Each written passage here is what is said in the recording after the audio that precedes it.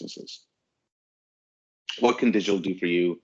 Finance during COVID, monetizing in new ways, rethinking operations, and reimagining the customer experience. So what can digital do for you? So here, can I ask a quick question? Yes, of course. Please. NASA is such a respected agency.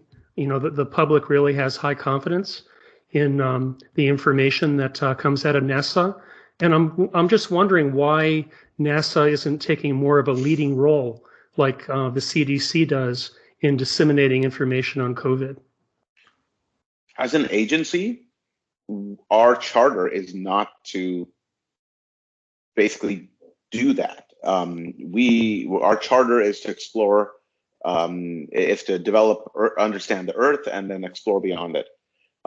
It is the CDC's charter to help protect and control diseases in the United States. So it would be inappropriate for us to do so. Basically, that would be the party line.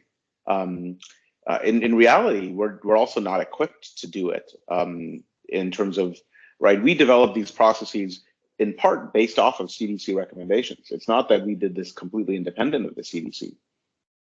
But what we were able to do is, because the thing with the CDC is that their guidelines are super general, right? And we have the ability, because of we have to go through and actually analyze the hazards for our scenarios to really drive down into the detail of what works, what doesn't, and all that, in terms of specific operations, being in buildings, doing these things. So we were able to develop it for ourselves, and then a lot of us are sharing this out through the various networks we have, professional networks. But again, when it comes to who's the authority has to go to the Surgeon General and the CDC and so on.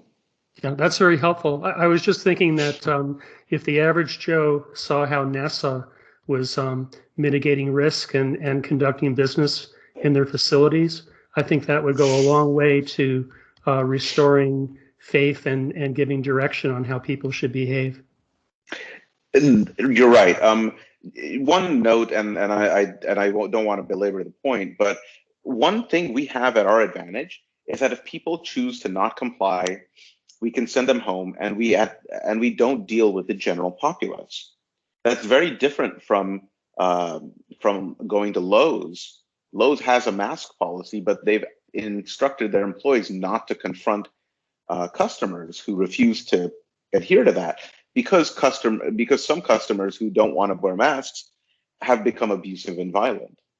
So it's not about the mask at that point. At that point, they're saying don't confront them because we don't know how to protect you if somebody gets really that upset, right? At NASA, we do have the luxury of not dealing with that type of nonsense, right? One, we have you've got a highly technical workforce. People are used to working under a highly regulated environment, and it does also help that we've got folks with guns that are typically pointed outward. But if something stupid were to happen, they can certainly handle anything inside of our fence. So we've got a lot of luxuries in that regard that make it very challenging, I think, for the average Joe, like all of us are, as soon as we're walking down the street to Starbucks, for us to handle it in that completely open world environment. At the same time, what I've been thinking a lot about and helping people think about is how people can go digital. And one of the ideas we came up with was for small businesses and individuals is to think of micro transformations. So a micro transformation most of us have already made is getting very comfortable with teleconferencing like we are now. Now Sherman just moved from Zoom to Teams because it can integrate a lot of various functions that he would otherwise have to use 4 applications for. See, that's a perfect example of what I would call a micro transformation. And it's really important to, at this point, take stock in our lives and think about how we can do that. Another micro transformation for a person can be like my family. We actually quite enjoy going out to eat. It's a very social thing for us. And so we've had to think about, one, I've been cooking a lot more, so that's good. I'm healthier. But two, we've been thinking about how can we arrange to have the same social interactions that we did before, because we would go out to meet friends. So figuring out different ways to do that. Those types of micro transformations can be powerful. Another thing to think about is using gig platforms. This is more towards businesses for digital content. I've used Fiverr for my startups a lot. You can have access to artists, people who'll make you videos, animated or otherwise.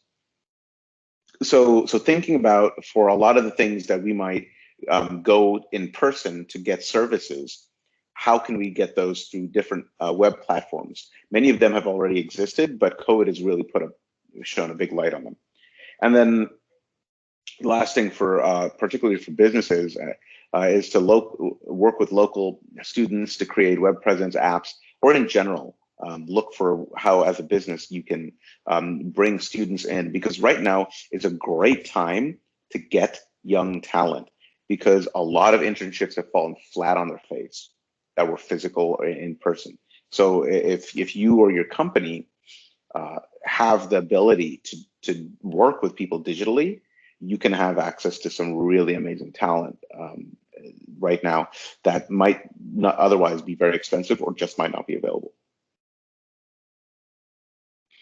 As for businesses, another thing to think about is no-touch payment. One thing that struck me last time I was in China last year, nobody took, you just didn't see money, and you didn't see people swiping.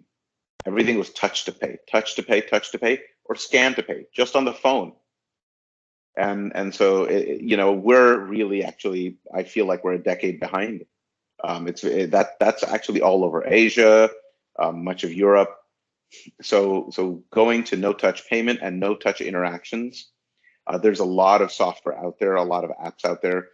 Some of them are well known, some of them are not. That could help you work through this time. Another thing is digital marketing. So most people, I think, who are in business are familiar with the typical marketing funnel. But when it comes to digital marketing, it's a little more granular. And what it's really done is it focuses on what's called the attention economy.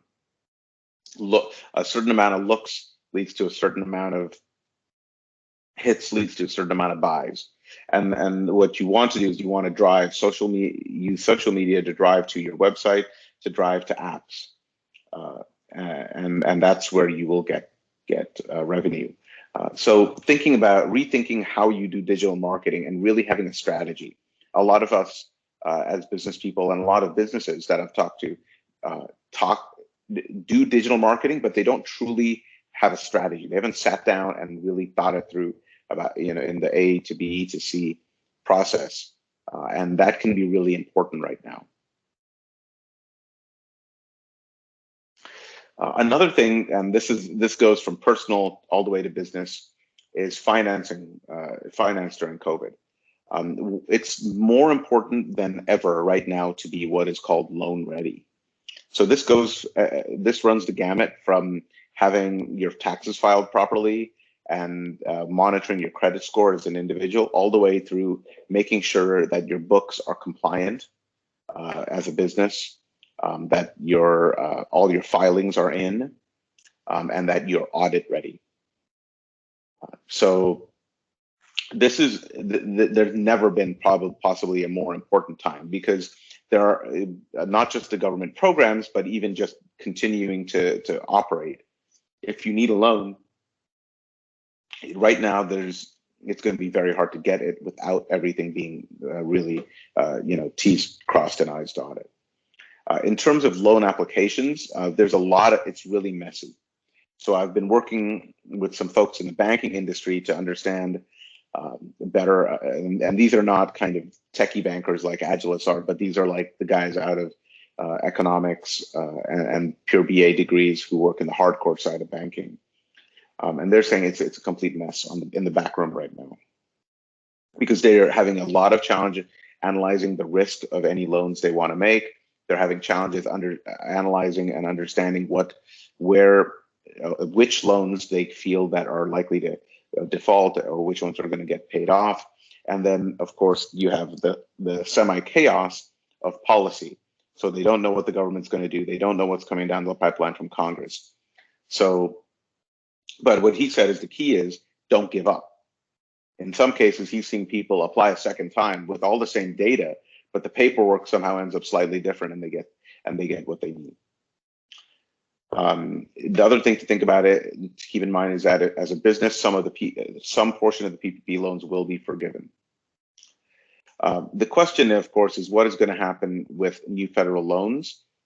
Talking to people who know about this, what they are saying is that the legislation is already closing loopholes from the first round, and so that's good. But what it will mean is that bullet point number one about having your paperwork in order is going to be more important than ever.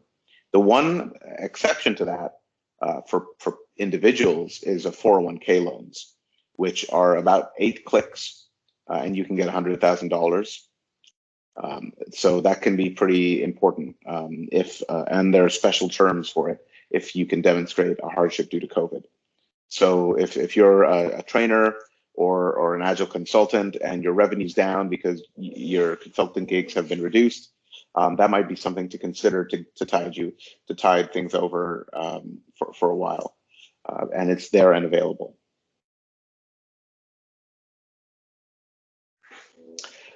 Another thing to think about is how you can monetize in new ways. A lot of businesses are of course offering discounts for extra value, offering discounts, but also extra value for future services purchased now. So for Newark, for example, we're about to implement a gift card program where people can buy gift cards now that are redeemable after January, or starting January 2021, where they get an extra 20% on whatever they purchase. So for $100, you get 120, but you only get 120 after January 1st, 2021. Value packs. Some businesses are subleasing space with cleaning as a service. So this is for things where people feel they need to meet or things have to be done. They basically turn their space into something they can rent out for a day. And then consider ways to leverage, lease, or otherwise monetize capital assets. So in something that has driven the health department somewhat insane, trying to figure out how to regulate it, are restaurants that don't have any walk-in traffic are leasing their kitchens in their entirety to existing businesses that are doing a lot of business via delivery. When I learned about this, I was astounded. I said, this is somewhat ingenious. The health department doesn't know how to handle it, but they're not clamping down because it's keeping people in business. So thinking about how to leverage, lease, or monetize existing capital assets can be very powerful. Values, optimize operations. So Bill will recognize this picture, I'm sure, since he had helped explain it to me. But thinking about your operation and coming up with a value stream map and looking for where you can improve your response time, where you have possibly new opportunities to deliver value, opportunities to upsell, and how you can pivot. And the concept is that whatever business you're in, you look at the input and the output and everything that happens in between, so that you have every process, every wait time, and then you can look for where you can find opportunities to improve. And maybe it could be cutting out waits by combining processes. It could be, if this wait is required, can we sell something else during that wait time?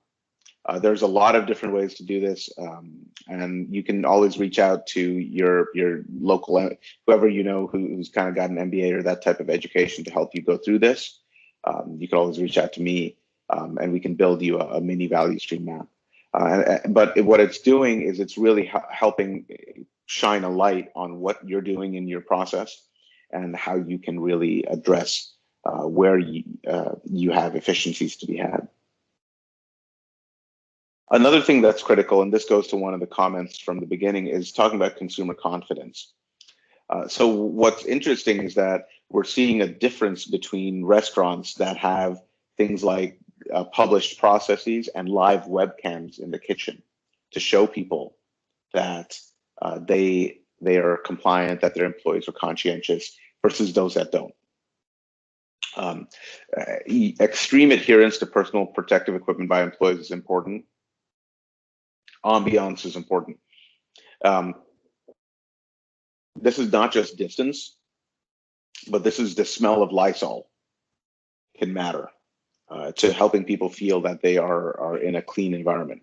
And then promoting the use cases for your service or your products during COVID is really powerful. I think as Agilists, this is a time when we can shine, because companies some companies are struggling with, how do I pivot? How do I think about this? How do I collaborate asynchronously?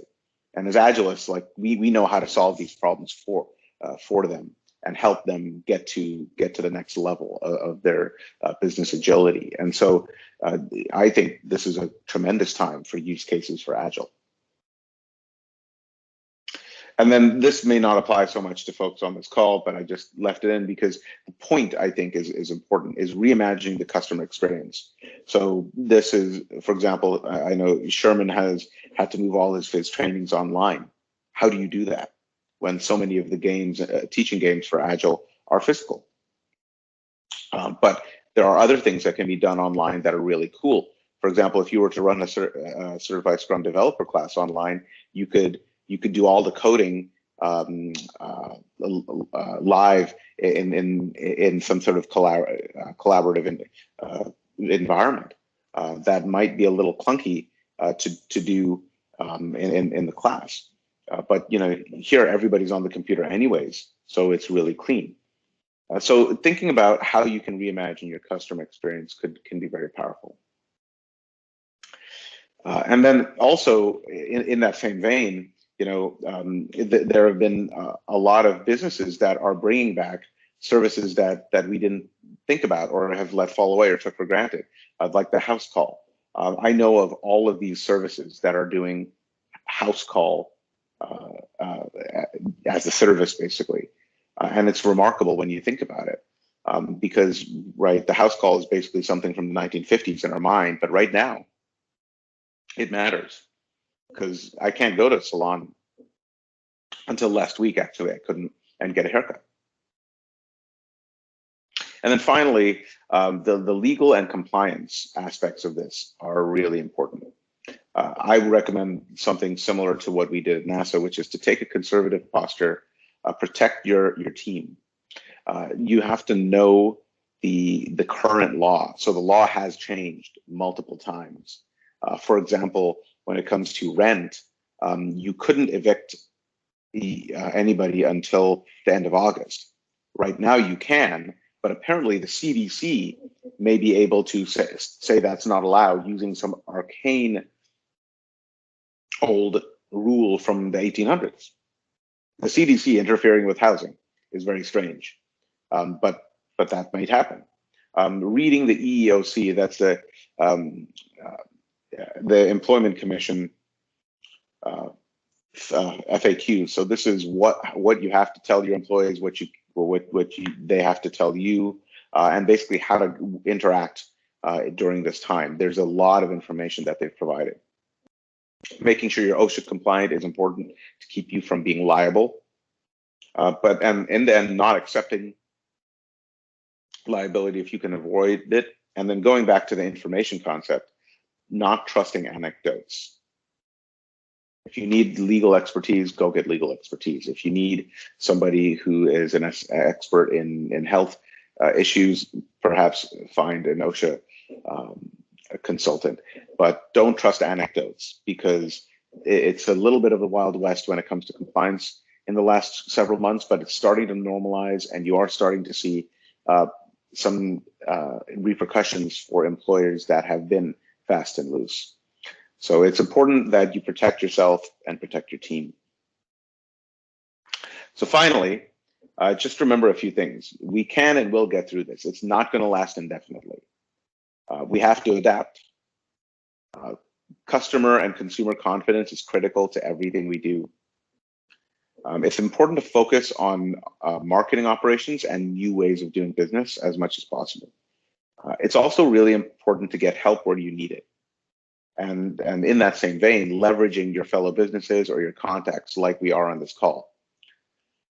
So hopefully this has given you a little new way of thinking about this time we're in, and perhaps if I succeeded, given you some tools to think about and approach different challenges you might be facing. Thank you so much. Zaheer, from the experts that you've talked to, do you have a feeling for how much longer this will last? That is a really challenging question. We know to really feel confident, we need a vaccine. And